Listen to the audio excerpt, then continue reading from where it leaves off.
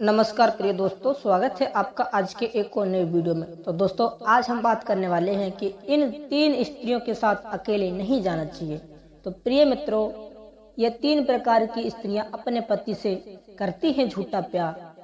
तो दर्शकों, इसीलिए आपसे निवेदन है कि आप हमारे चैनल पर हमारी वीडियो को समाप्ति तक हमारे साथ बने रहें। मित्रों, आज की कहानी बड़ी ही शिक्षाप्रद एवं ज्ञानवर्धक होने वाली है।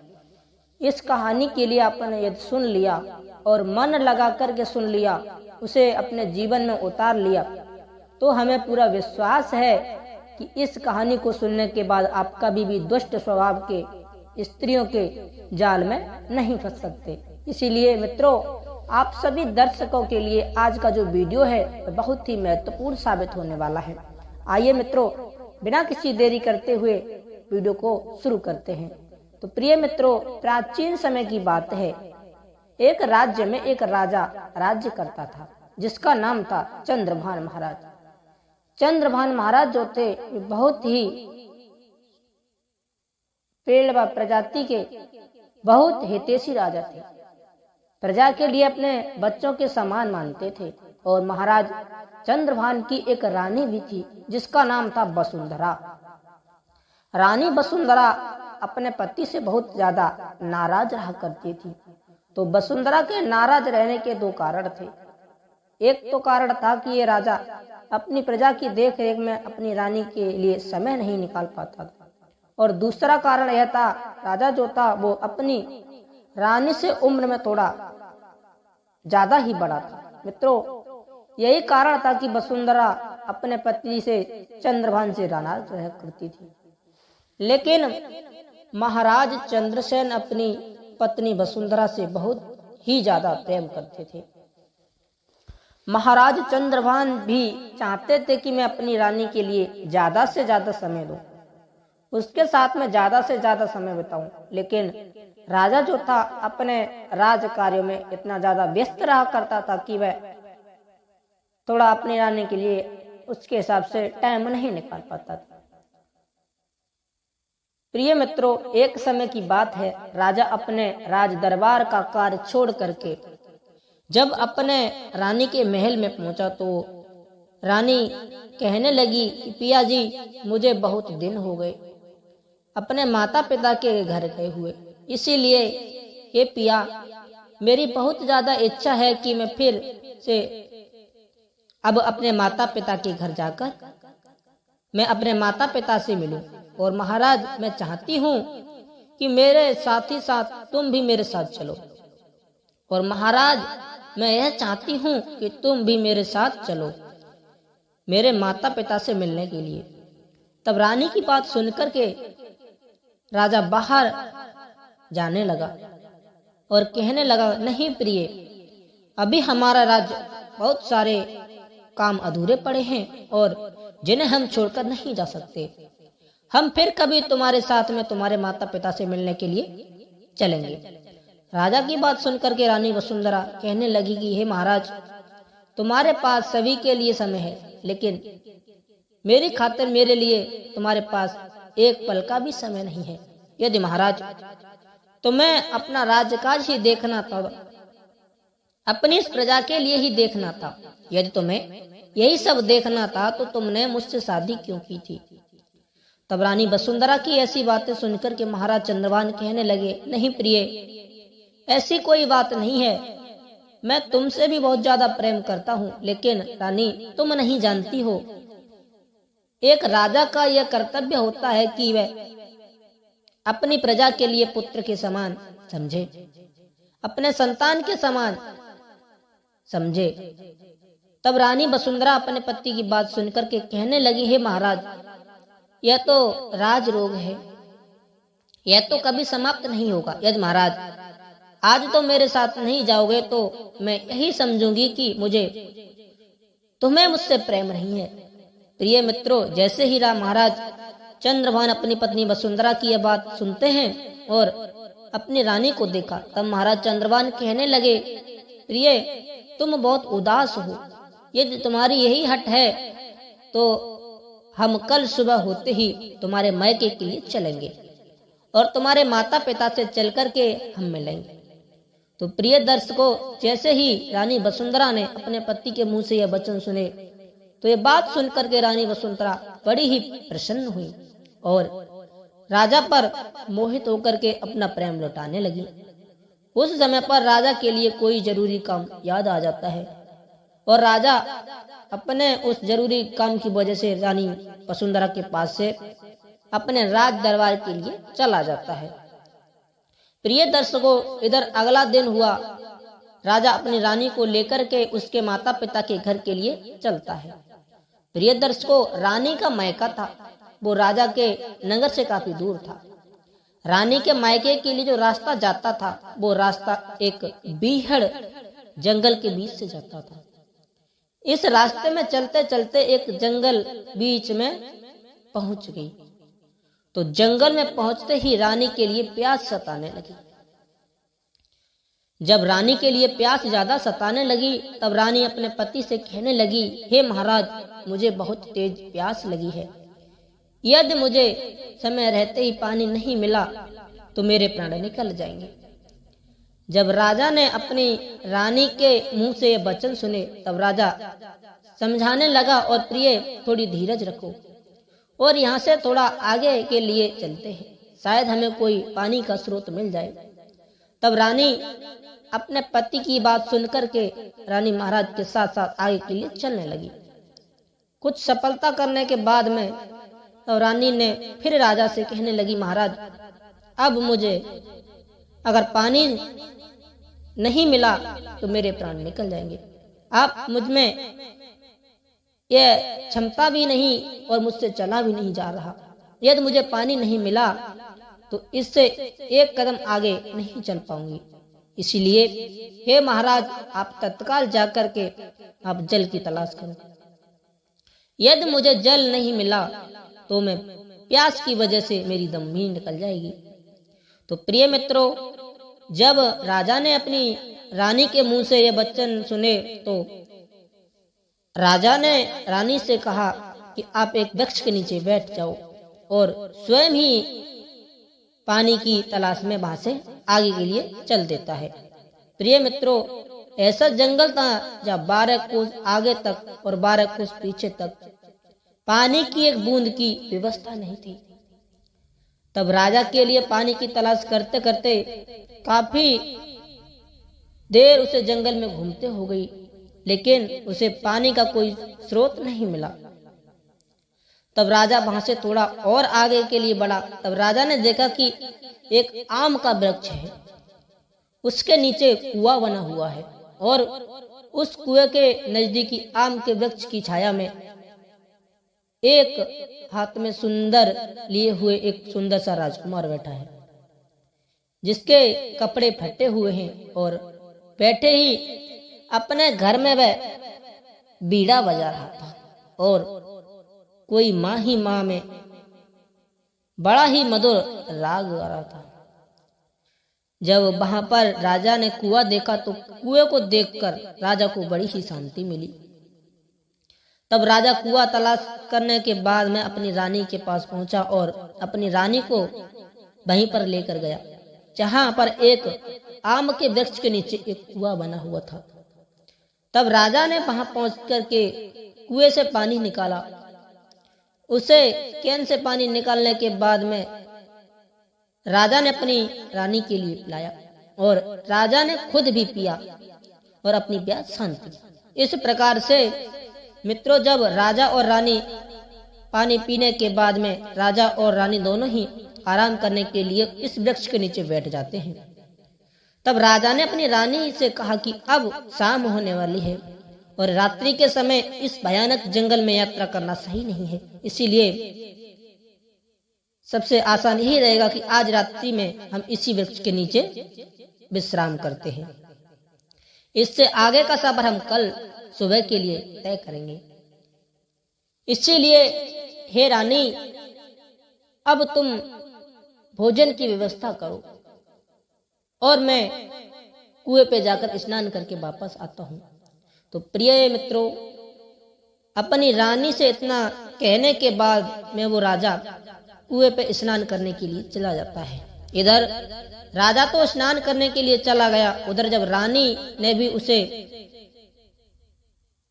भिखारी का गाना सुना और उसके जब कद काठी रूप और यौवन के लिए देखा तो उसे भिखारी को देख करके रानी उस पर मोहित हो गई,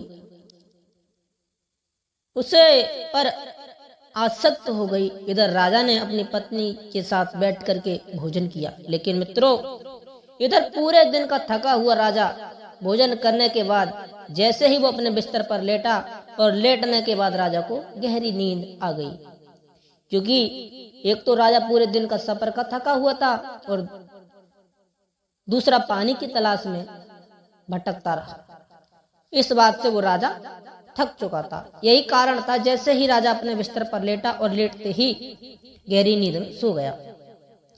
जब राजा गहरी नींद में सो गया, इधर रानी बड़े धीरे से राजा के पास से उठती है और वहां पहुंच जाती है जहां पर वह भिखारी बैठा हुआ अपने ही धुन में अपनी ही मस्ती में मगन गाना गाया जा रहा था। तब रानी उस भिखारी के पास पहुंचकर उस भिखारी को कहने लगती है कि प्यार, जब से मैंने तुम्हारा गाना सुना है, तुम्हारा यह संगीत सुना है, और जब से मैंने तुम्हारी मैं हो चुकी हूँ, तुमसे प्रेम कर बैठी हूँ और अब मुझे तुमसे प्यार हो गया है और अब मैंने निश्चय भी कर लिया है और मैं तुम्हारे साथ ही रहूंगी और तुम्हारे साथ ही जीऊंगी और तुम्हारे साथ ही मरूंगी। कृपया करके प्यार इस दासी के लिए तुम अपना लो और यहाँ से कहीं दूर मुझे अपने साथ ले चलो। तब रानी वसुंधरा की बात सुन करके वह भिखारी डरते हुए बोला, रानी साहब, आप मुझे माफ करें, भला आप एक राजा की पत्नी के लिए मैं कैसे ले जा सकता हूँ? अगर इस बात की जानकारी राजा के लिए हो गई तो राजा मेरी खाल खिंचवा कर मेरी खाल में भूस भरवा देगा। तब भिखारी किस बात को सुनकर कि वह रानी कहने लगी, हे प्राण प्यारे, तुम डरो मत, हम रात ही रात में इतने दूर चले जाएंगे कि राजा हमें ढूंढ नहीं पाएगा। जब राजा हमें ढूंढ ही नहीं पाएगा तो हमारा और तुम्हारा कुछ बिगाड़ भी नहीं पाएगा। तब भिखारी ने कहा, रानी, मैं कहाँ ठहरा भिखारी और तुम कहाँ राजा की पत्नी? तुम मेरे साथ में कैसे अपना जीवन काटोगी? कैसे मेरे साथ में तुम खुश रह पाओगी? तो प्रिय दोस्तों, भिखारी ने रानी के लिए बहुत ज्यादा समझाया, लेकिन बात नहीं मानी। रानी उसके साथ चलने की जिद करने लगी। जब रानी भिखारी के बिल्कुल ही पीछे पड़ गई, तब भिखारी ने रानी से कहा, हे रानी, मैं तुम्हें अपने साथ ले चलने के लिए तैयार हूँ, परंतु मैं आपसे जैसा कहूंगा वैसा तुम्हें मानना होगा। तब रानी कहने लगी, ठीक है प्राण प्रिय, मैं तुम्हारी हर बात मानने के लिए तैयार हूँ। तब भिखारी ने उस रानी से कहा, यदि तुम मेरे साथ में चलना चाहती हो, यदि तुम्हारी यही इच्छा है, तो हे रानी, मेरे साथ चलने से पहले तुम्हें एक काम करना होगा। तो मैं अपने पति पर राजा के लिए इस कुएं में धकेलना होगा। यदि तुम ऐसा करने में सक्षम हो जाती हो तो मैं तुम्हें जरूर ही अपने साथ ले चलूंगा। तो प्रिय दोस्तों, आज वो रानी भिखारी का कहना मान करके अपने पति के लिए, जिसके साथ रानी ने 7 फेरे लिए थे, आज वो रानी वासना के बासी भूत को हो करके अपने पति को उस कुएं में डालने के लिए तैयार हो जाती है। मित्रों, इधर वो रानी सोए हुए राजा के पास पहुंची और राजा के लिए बड़े क्रोध में आकर के जोर से उठाने लगी और कहने लगी, महाराज, मुझे बहुत जोर से प्यास लगी है, आप इस कुएं से मेरे लिए पानी निकाल दीजिए। लेकिन मित्रों, उधर वो राजा था, वो गहरी नींद में सोया हुआ था। तब राजा ने अपने रानी के मुंह से यह वचन सुने तो रानी की बात सुन करके राजा की आंखें खुल गई और उठा और अपनी रानी को पानी निकालने के लिए रस्सी और बाल्टी लेकर उस कुएं पर पहुंच गया। वैसे ही रानी ने पीछे से राजा के लिए जोर से धक्का दिया और मित्रों उसने राजा को कुएं में धकेल दिया। इधर भिखारी और रानी ने यह निश्चय कर लिया कि राजा कुएं के पानी में डूब चुका है, तो भिखारी वहां से रानी को लेकर के चल देता है और वहां से भाग करके दोनों किसी दूसरे नगर में चले जाते हैं। लेकिन मित्रों उस भिखारी के पास में और कुछ भी नहीं था, बस एक चिकारा था और उसके साथ में एक 7 गांठ, और रानी उससे शिकर के धुन पर जोर जोर से नृत्य करती। रानी का नाच देख करके लोगों ने थोड़े थोड़े पैसे दे देते, उन पैसों से उनका गुजारा चलने लगा। यही उनकी जब का चराने का साधन था। बंधुओं, इधर तो वो रानी नाच करके उस भिखारी के साथ अपना जीवन व्यतीत करने लगी, उधर जो राजा था उसे रानी ने धक्का दे दिया था और वो कुएं में डूब गया था। क्योंकि मित्रों आपने भी बखूबी देखा है कि पहले के समय में जितने भी कुएं बनाए जाते थे, रानी ने जब राजा के लिए कुएं में डाला, लेकिन गिरने के बाद जैसे ही पानी के बहाने राजा के लिए ऊपर के लिए उछाला और राजा ने कुएं में पड़ी उस लोहे की जंजीर को पकड़ लिया और उस जंजीर के सहारे राजा लटका रहा। जब राजा ने उस कुएं में लटके कहीं एक दिन बीत गया, तो मित्रों एक दिन की बात है, उस कुएं के पास एक पशुओं का व्यापारी अपने पशुओं को लेकर के अपने नौकरों के साथ उस मार्ग से गुजर रहा था। उस व्यापारी के साथ में बहुत सारे पशु थे जिनके पीछे ऊपर अनाज लटका हुआ था। अनाज की बोरी लटका करके व्यापारी की नजर जैसे ही कुएं में पड़ती है, तब वह व्यापारी मुझसे कहने लगा कि क्या पता पानी पीने के लिए आगे कितनी दूरी है मिले, क्योंकि एक काम करूं अपने पशुओं के लिए पानी यहीं पिला देता हूं। कोई भरोसा नहीं इस जंगल में कहीं पानी मिले या ना मिले, और पशुओं को पानी पिलाने के लिए बहाने मेरी थोड़ी डर इस आम के वृक्ष के नीचे में आराम कर लूंगा। मित्रों यह सोच करके उस व्यापारी ने उसे कुएं में से जल निकालने के लिए रस्सी और बाल्टी डाली। वैसे ही उस राजा ने उस रस्सी के लिए पकड़ लिया। उस व्यापारी ने जब उस रस्सी के लिए ऊपर खींचा, उस व्यापारी ने रस्सी नहीं खींची। जब रस्सी नहीं खींची तो व्यापारी सोचने लगा, शायद ऐसा लगता है जैसे बाल्टी किसी चीज में फंस गई है, और उस बाल्टी को देखने के लिए व्यापारी ने जैसे ही उस कुएं में भीतर झांका, तो वह व्यापारी एक दृश्य देख करके हैरान हो गया। जो बाल्टी के लिए किसी व्यक्ति ने पकड़ रखा था। जब व्यापारी ने किसी व्यक्ति के लिए देखा तो व्यापारी ने झट से अपनी सभी नौकर बुलाए, और नौकर और व्यापारी ने जब मिल करके ताकत लगाने लगे और उन्होंने राजा के लिए कुएं से बाहर निकाल लिया। जब राजा ने कुएं से बाहर आया तो व्यापारी राजा से पूछने लगा, भाई तुम कौन हो और आखिर तुम इतने बड़े कुएं में कैसे गिर गए? तब व्यापारी की बात सुनकर के वह राजा कहने लगा, हे मित्र, मैं किसी कार्य के लिए जा रहा था तो मुझे प्यास लगी। जब मुझे प्यास लगी तो मैंने इस कुएं से पानी निकालना चाहा। जब मैं पानी निकाल रहा था तभी एक बहुत तेज सी हवा का झोंका आया, इसकी वजह से मैं कुएं में गिर गया।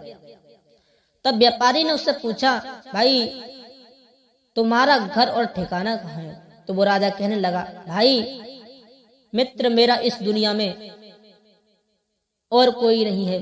तब व्यापारी ने जवाब दिया, मित्र अब तुम बताओ कि मैं तुम्हारे लिए और क्या कर सकता हूँ। तो राजा कहने लगा, मित्र एक एहसान मुझ पर कर दे और मुझे अपने साथ ही रख ले, क्योंकि यदि तुम नहीं आते तो मैं इस कुएं में ही गिरने के बाद मेरी मृत्यु हो जाती। मित्र तुमने मेरे प्राण बचाए हैं, इसीलिए आपसे यह जीवन तुम्हारे लिए समर्पित है।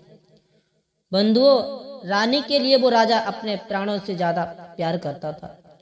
जब रानी के राजा के साथ विश्वासघात किया तो राजा का दुनियादारी और राजसपत से भी सभी हो गया। राजा वहां से सोचने लगा कि संसार में अब कोई किसी का नहीं है और मैं अपना बचा हुआ शेष जीवन इसी व्यापारी के साथ भगवान का भजन करते हुए इसी व्यापारी के साथ रह करके गुजारूंगा। मित्रों, इसी की वजह से वो राजा अपनी असली पहचान उस व्यापारी से छुपा ली और उसे पशु व्यापारी के साथ गांव और शहर में भटकने लगा। मित्रों, एक दिन की बात, उस व्यापारी ने पशुओं का झुंड एक नगर में पहुंचा। जब उस व्यापारी के पशुओं का झुंड एक नगर में पहुंचा तो वह पशुओं का व्यापार वहां से राजा से एक रात ठहरने के लिए अनुमति लेने के लिए राज दरबार में पहुंचा और राजा के पास पहुंच करके उसने उस नगर में ठहरने के लिए एक रात की अनुमति मांगने लगा। क्योंकि मित्रों, वहां का राजा जो था, क्योंकि वो बहुत ही दयावान न्यायप्रिय राजा था, वो कहता है, हे मित्र, तुम हमारे अतिथि हो, तुम हमारे मेहमान हो, आप अपने पशुओं और अपने नौकरों के साथ जब तक चाहो तुम हमारे नगर में ठहर सकते हो। और मित्र, हमारे नगर में ठहर करके तुम आज रात का खाना भी हमारे साथ ही खाना और आज रात्रि को हमारे महल में ठहरो और हमारे महल में आज रात्रि में एक स्त्री का आज नृत्य दिखाएंगे और आपका इसका नृत्य देखने के लिए जरूर आना। तब व्यापारी राजा की बात सुनकर के राजा के लिए धन्यवाद देता है और रात में आने का वादा करके अपने पशुओं के साथ लौट जाता है। ये इधर बंधुओं, जैसे ही रात होती है, वही व्यापारी नौकरों के लिए अपने पशुओं के पास छोड़कर और उसे राजा के लिए, जिसे कहने से व्यापारी ने निकाला था, उस राजा को अपने साथ लेकर के महल के लिए चल देता है। राजा और व्यापारी उसे व्यापारी के साथ आए हुए उस राजा चंद्रभान के लिए पहले भोजन करवाता है। उसके बाद में राजा अपने दोनों अतिथियों को लेकर, अर्थात व्यापारी और उस राजा को लेकर अपने रंग महल में पहुंचता है। जब राजा चंद्रभान उस व्यापारी के साथ में उसे राजा के रंग में पहुंच जाता है तो वहां पर जाकर क्या देखता है कि उसकी रानी ठुमक ठुमक कर खूब तेजी से नाच रही है। वह भिखारी जो जोश में जवान जंगल में मिला था, वह एक मदद ध्वनि से गीत गा रहा है। उसे नित्य बनी उस रानी ने जब अपने पति चंद्रभान के लिए देखा तो देखती ही अपने पति के लिए पहचान लेती है। तब राजा चंद्रभान को देखने के बाद वह रानी बहुत ही ज्यादा क्रोध, और रानी ने सोचने लगी कि मैंने इस राजा के लिए कुएं में डाल दिया था, ये डूबने से भला कैसे बच गया। मेरी पाली पति खोल देगा और इस राजा को मैं मार करके यहीं पर सजा दिलाती हूँ और राजा मुझे फांसी के फंदे पर लटका देगा, या तो राजा मुझे कारागार में डाल देगा या फिर मुझे बंधक बना दिया जाएगा। बहुत ही सुंदर नृत्य पेश किया मित्रों। सारी रात उस रंग महल में नृत्य का बनने के बाद अपनी कल का बेहतरीन प्रदर्शन किया। उस नृत्य जब तक किया, रानी ने अपने नृत्य का समापन किया। नृत्य देख करके बड़ा ही प्रसन्न हुआ, क्योंकि आज से पहले उसने ऐसा नृत्य कभी नहीं देखा था। तब राजा प्रसन्न होकर बोलता है, बताओ नृत्य का कि मैं तुम्हारे लिए अब क्या कर सकता हूँ। तुमने हमें खुश कर दिया है और हमसे जो भी मांगोगी तुम्हें वही मिलेगा। तब नृत्य का की बनी हुई रानी ने बिना पूर्वक कहा, महाराज दुहाई हो, बस आप हम पर ऐसे ही कृपा दृष्टि बना करके रखना, हमें कृपा करके अलावा और कुछ नहीं चाहिए। तो हमें आपका रुपया पैसा नहीं चाहिए, हमें तुम्हारे धन और दौलत की आवश्यकता है और हमें आपका रुपया और पैसा कुछ भी नहीं चाहिए, मस्तक नहीं है। इसलिए हम तुमसे बहुत ज्यादा प्रसन्न हैं। तुम हमें सच्ची और अच्छी कलाकार लगती हो, इसलिए तुम हमसे जो भी मांगोगी वह मैं तुम्हें अवश्य ही दे दूंगा।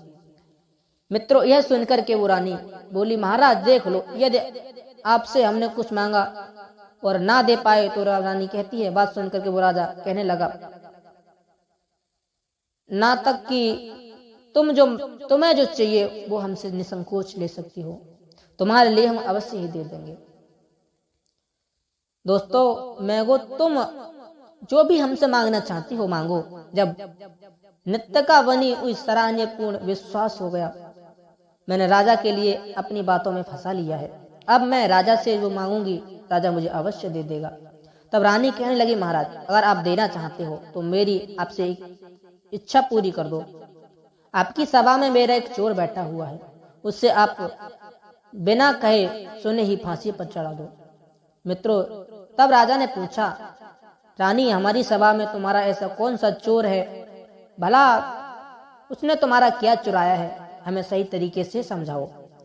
यदि उसने तुम्हें दुख पहुंचाया है तो फिर हम उसे अवश्य ही फांसी पर चढ़ा देंगे। तो राजा की यह वचन सुनकर के रानी ने अपने इस पति को तरफ इशारा किया जिससे वह अपने उस कुएं में ढकेल कर आई थी, और कहने लगी, महाराज, यही वह चोर है जिसने हमारी इज्जत के साथ खेलने का प्रयास किया है। नित्यका की बात सुनकर के पशुओं का जो व्यापारी था बोट करके खड़ा हो गया और कहने लगा, महाराज, ये नित्यका झूठ बोल रही है, क्योंकि 6 महीने से तो यह व्यक्ति मेरे साथ है और आज ही मेरे साथ तुम्हारे नगर में आया है, फिर इसने इसकी इज्जत पर भला कैसे हाथ डाल दिया? तब राजा ने जवाब दिया, व्यापारी, आप बिल्कुल चुप बैठ जाइए, क्योंकि यहाँ के राजा हम हैं। इसीलिए राजा ने कहा, व्यापारी, तुम खामोश बैठ जाइए, क्योंकि यहाँ के राजा हम हैं। अब हम ही इस बात का निर्णय करेंगे कि दोषी कौन है, मुजरिम है कौन। दोस्तों, जैसे ही राजा के वचन उस व्यापारी ने सुने तो राजा की बात सुनकर के व्यापारी बिल्कुल ही खामोश हो गया। तब तो राजा ने आदेश दिया कि सैन्य को इस व्यापारी के नौकर के लिए बंदी बना लिया जाए। तब राजा के आदेश का तुरंत ही पालन किया गया और राजा चंद्रभान के लिए राजा के सिपाहियों ने बंदी बना लिया। जब नौकर बने हुए राजा के लिए उन सिपाहियों ने बंदी बना लिया तो हाथ जोड़कर निवेदन करने लगा, महाराज, एक राजा का कर्तव्य है कि पहले दोनों पक्षों की बातें सुने, बड़े ध्यान से समझे, उसके बाद वह किसी को निर्णय दे। महाराज, इसीलिए आपसे निवेदन है कि आप मेरी बात के लिए गौर से सुन लो, उसके बाद में आप मुझे कोई भी सजा दे देना। वो हंसकर मंजूर हो गया। राजा ने कहा, ठीक है, तुम अपनी बात रखो, तुम कहना क्या चाहते हो? राजा की बात सुनकर के वो व्यापारी का नौकर कहने लगा, राजन, हमारे सामने जो स्त्री खड़ी है वह मेरी पत्नी है।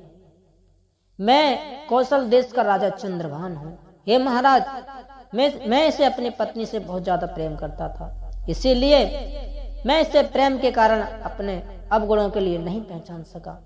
महाराज, एक दिन मैं इसकी बातों में आकर के बिना किसी राजसी रियासत के एक साधारण मनुष्य की तरह इसके साथ मायके के लिए चला दिया। महाराज, जब मैं इसके साथ एक बियाबान जंगल में पहुंचा तो सामने जो पुरुष खड़ा है, ये पुरुष हमें वहां पर मिला। उस जंगल में मेरी रानी का दिल इस व्यक्ति पर आ गया। महाराज, मैं भी पूरे दिन का थका हुआ था और जब मैं सोया था तो उन दिनों से एक योजना बनाई, फिर मिलकर इसने इन दोनों ने मुझे उस कुएं में धकेल दिया। तो महाराज, भगवान की कृपा हुई तो ईश्वर ने इस व्यापारी के लिए दूत बनाकर भेज दिया और इस व्यापारी ने आकर के मेरे प्राण बचा लिए, नहीं तो मैं इस कुएं में पड़ा हुआ तड़प तड़प कर मर जाता। तब राजा ने सभी दरबारियों ने नौकर बने उस राजा की बात सुनी तो सभी दरबारी राजा और व्यापारी की इस बात को सुनकर के हैरान हो गए। राजा ने तरकीब से क्रोध में आकर के उससे कहा,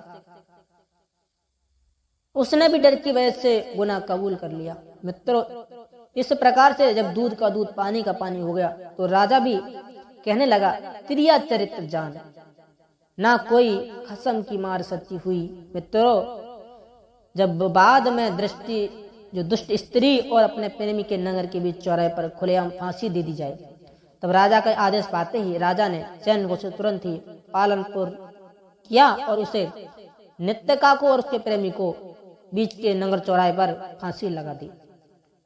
अपनी एक इकलौती पुत्री का राजा चंद्रभान के साथ में विवाह कर दिया और वह बहुत सावधान दहेज दे करके अपनी पुत्री को हंसी खुशी से उस राजा के साथ में विदा किया। तो मित्रों, ये थी आज की कहानी।